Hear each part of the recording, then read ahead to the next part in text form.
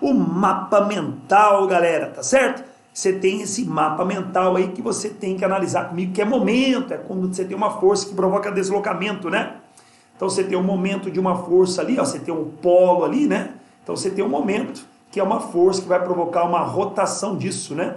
A formulazinha é assim, momento é F vezes D vezes seno de θ, onde o θ é o ângulo entre a linha da força e a linha do polo, tá bom? Como aqui é 90 graus, então seno de 90 dá 1, então momento é força vezes distância, tá? Isso aqui, no caso, agora é momento para que você possa estudar a estática do corpo extenso. A estática do ponto material, né? Um ponto material não tem rotação, já que a estática do corpo extenso, o corpo tem rotação, né? Então você tem que analisar para mim também agora a rotação, tá bom? Quais são as condições de equilíbrio, né? De um ponto, de um corpo extenso? Condição de equilíbrio continua, né? Naquela equilíbrio de translação, ou seja, a somatória das forças em x é igual a zero, continua. Somatória das forças em y é igual a zero. E agora a novidade, somatório do momento que gira no sentido horário, nós vamos ver isso aqui, é igual ao somatório do momento que gira no sentido anti-horário. Um exemplo clássico que eu estou te dando de presente aqui, seria, no caso, por exemplo, uma barra, né, que tem um peso próprio aqui, sempre no seu centro de gravidade, na metade da barra. E você tem, por exemplo, um apoio F1, você tem, por exemplo, uma carga que é F3, e você tem um apoio F2. E nesse caso você tem aqui os esforços que estão sendo solicitados nessa barra, tá?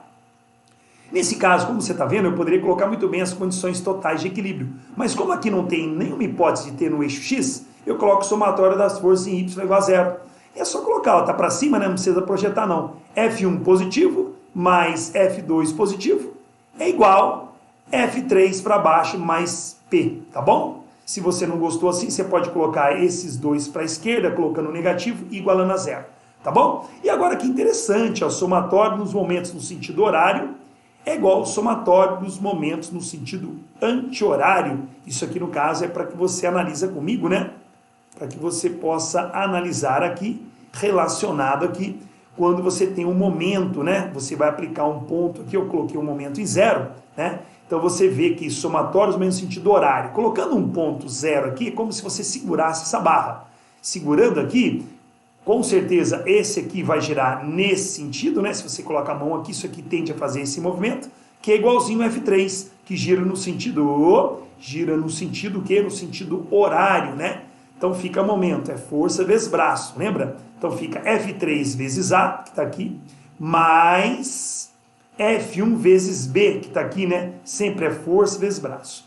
É igual, né? Aquele que gira no sentido, no caso, anti-horário, não é isso? E nesse anti-horário seria o F3, se segura aqui, ele poderia, o F2, desculpa, vai fazer esse movimento assim, diferente do F1 e F3 que faz assim, o F2 faz assim, né? Então seria F2 vezes B. Professor, por que não teve momento de P? Porque quando você aplica um momento num ponto, aquela força que está sobre o ponto não dá momento, tá bom? Então aqui é uma regrinha para você apenas analisar, né, como um mapa mental, tá bom, galera? Passo para vocês, tá? Aqui no caso não é um ensinamento completo, eu tenho um curso depois completo, mais tarde eu vou falando para você sobre isso, mas agora não. Agora nesse caso eu estou passando para você as ideias, né, para você fazer a prova do dia 22 de novembro. Já aqui é uma regra da alavanca também, exemplo bem conhecido, né?